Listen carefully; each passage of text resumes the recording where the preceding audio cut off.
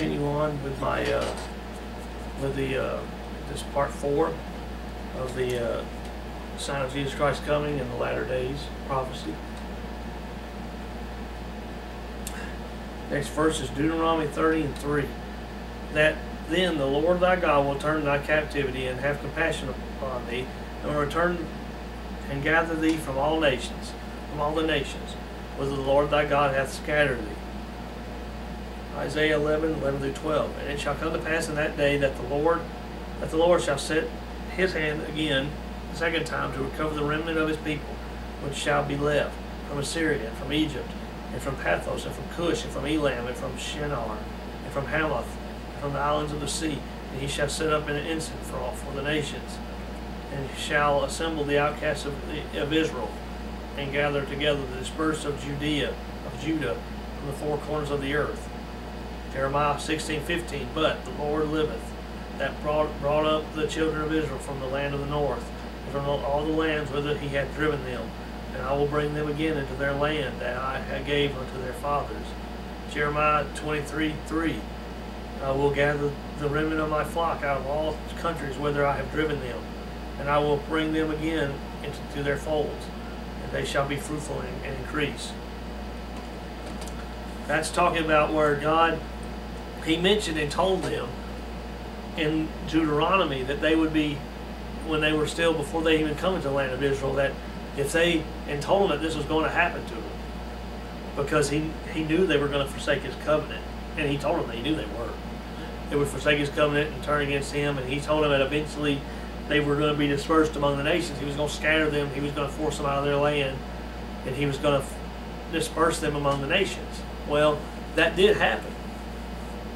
It happened really. They went into captivity, and God took them out of the nations. And for a while, for some of those years, they'd already been mixed in the northern kingdom. The Syrians came and conquered the northern kingdom of Israel, and carried some of them captive to Nineveh, to the Assyrian nation, and then some of the Jews that were there got together with the Syrians and married and everything, and intermingled with them. And when they come back, they come back and populated Israel, and that's where the Samaritans come from. They are mixtures, but they're a mix between Jews and the Assyrians. That's where the Samaritans come from. The Jews did not like them at all. And then later on, the Babylonians again, they conquered, they took the Jews into captivity in Judah, and they were not completely dispersed there. There was some taken to Babylon, but they later on come back after the captivity was over. But the full dispersion of the Jews took place in Rome after the final rebellion. After in AD 70, when the Emperor Titus destroyed Jerusalem. By the way, that prophecy I mentioned that Jesus told about the not one stone left upon another that shall be thrown down, that was a prophecy of the destruction of Jerusalem by Titus, which took place in AD 70, about 30 or 40 years after he said that. I believe, based off the history of the disciples, I don't think any of them were even alive when it took place except for John. He may have been the only one that was even alive to see that. I think the rest had already been killed. But that did take place. And then a final Jewish rebellion that took place about 100-something AD fully dispersed the Jews out of their homeland. And from then on, they dispersed and went everywhere. Because as you know, you find after that Jews were pretty much all throughout the world. You find them in Russia, Europe. You find them everywhere. In the United States, you find them. I guarantee you probably find some in South America. You find some in the Far East somewhere. They were dispersed to all the other nations. That's what this is talking about, where they were dispersed to all these other nations. And God's talking about bringing them back, which, by the way, is happening now with the founding of the nation of Israel. And people, even before that, there was Jews that went back to the land of Israel. And before the nation was even founded, but they're really going now. Ezekiel 38, 4-15. This is a prophecy concerning a battle that will take place in the end times. which has not taken place yet, but will take place more likely based off the look of it. It will probably take place sometime early after the rapture, early in the tribulation period is when it will probably take place. If you look at the wording, you could guess that it would probably take place somewhere around that time. But it has not happened yet, and it will take place sometime after the rapture. Ezekiel 38:4-15. And I will turn thee back, and put hooks into thy jaws. And I will bring thee forth in all thy army, horses and horsemen, all of them clothed with all sorts of armor, even a great company, with bucklers and shields, all of them handling swords. Persia, Ethiopia, and Libya with them, and all of them that shield and helmet. Gomer and all his bands, the house of Togarmah, and the north quarters, and all his bands, and many people with thee. Be thou prepared. Be thou prepared, and prepare for thyself, thou and all thy company that are assembled unto thee. And be thou a guard unto them. After many days thou shalt be visited. In the latter years thou shalt come into the land that is brought back from the sword, and is gathered out of many people, against the mountains of Israel, which have been always waste. But it is brought forth out of the nations, and they shall dwell safely, all of them. Thou shalt send and come like a storm. Thou shalt be like a cloud to cover the land, thou and all thy bands, and many people with thee. Thus saith the Lord God. It shall also come to pass that at the same time shall things come into thy mind, and thou shalt think an evil thought. And thou shalt say, I will go up to the land of unwalled villages. I will go up to them that are at rest, and that dwell safely, all of them dwelling without walls, and having neither bars nor gates, to take a spoil, and to take a prey, turn thy hand upon the desolate places that are now inhabited, and upon the people that are gathered out of the nations, which have gotten cattle and goods, that dwell in the midst of the land, Sheba and Dedan, and the merchants of Tarshish, with all the young lions thereof, just saying to thee, art thou come to take a spoil? Hast thou gathered thy company to take a prey, to carry away silver and gold, to take away cattle and goods, to take a great spoil?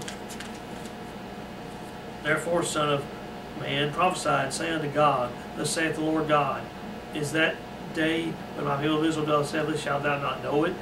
And thou shalt come from thy place out of the north parts, thou and many people with thee, all of them riding upon horses, a great company, and a mighty army. This is talking about a great battle that will take place more like I said, after the rapture or early in the tribulation period. So how do you know that? Well, it's talking about the people, the Jews is who this nation, these people are coming towards. They're attacking the Jewish nation. And it's talking about going up against people that have been brought forth out of the nations. That have been brought forth out of the nations.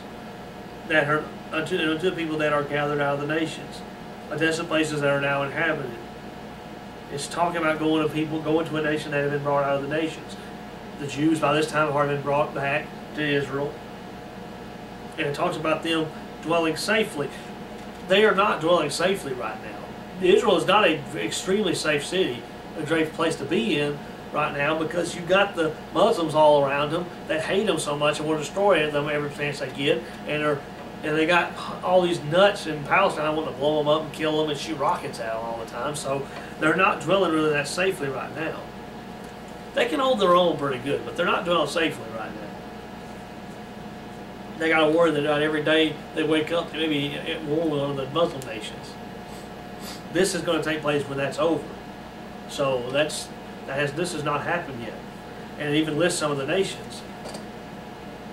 Some of these nations you can just look at and know exactly who they are because they still use the name. Libya and Ethiopia.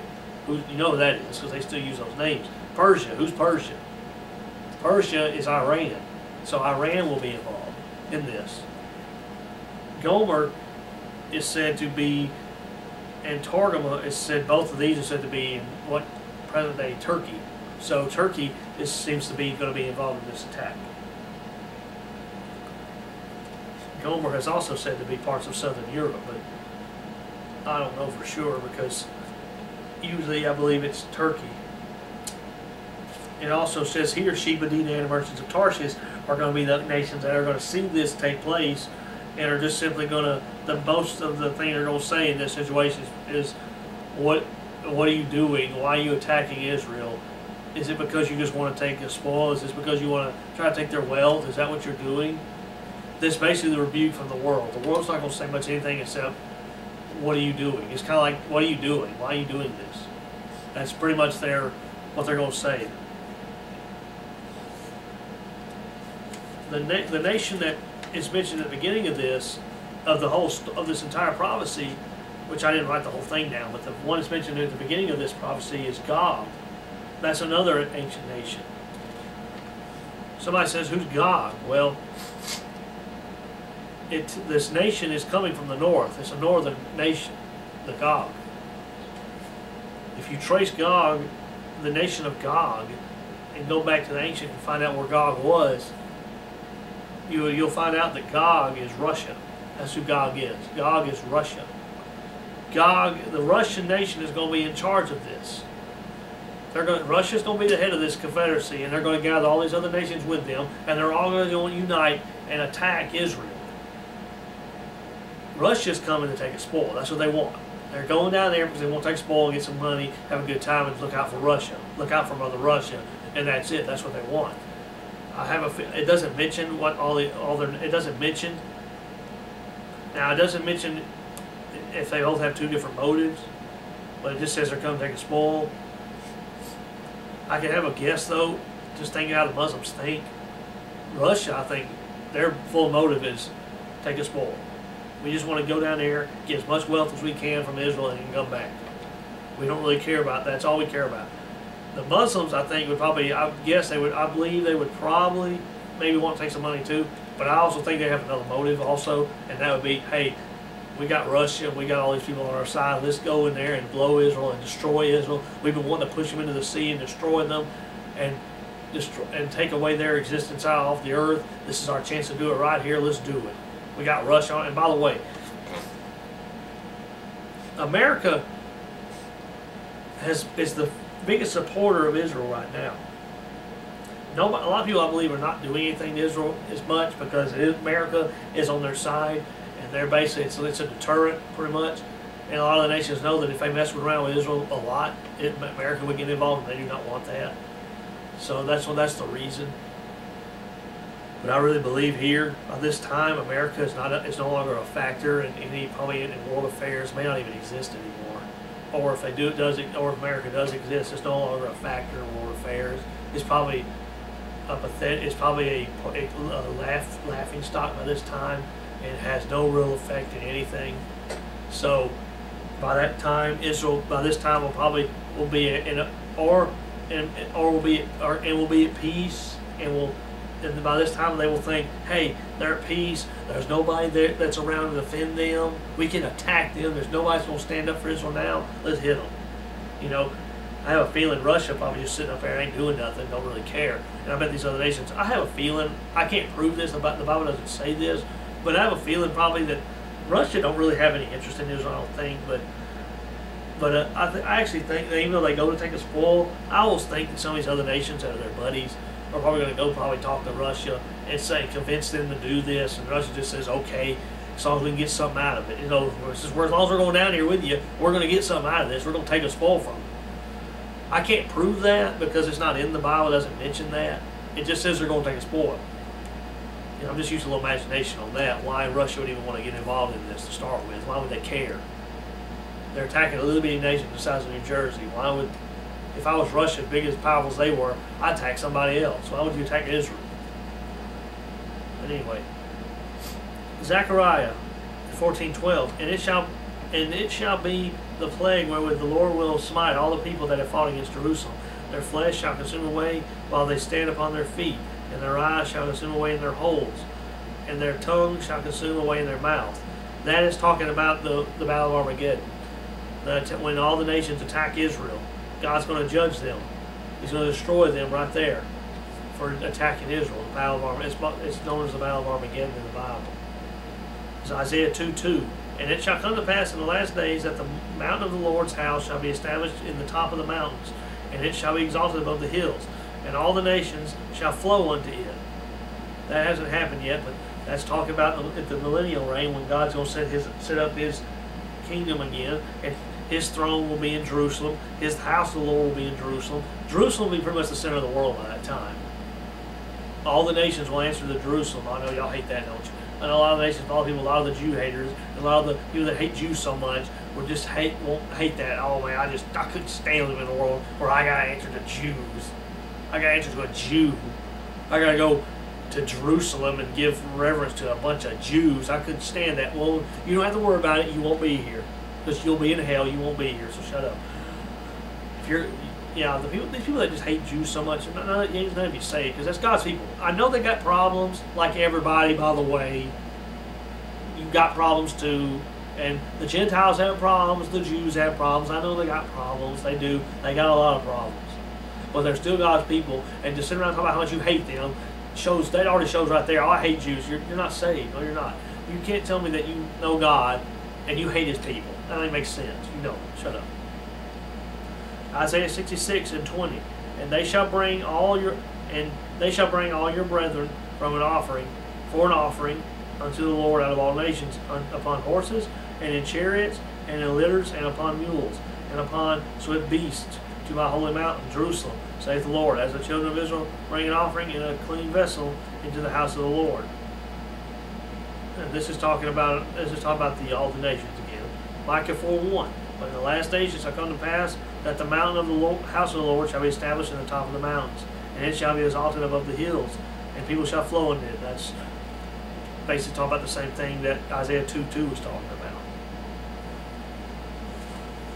And that's the end of all the verses for now. I'm about to get to the historical events, and then there'll be more verses later.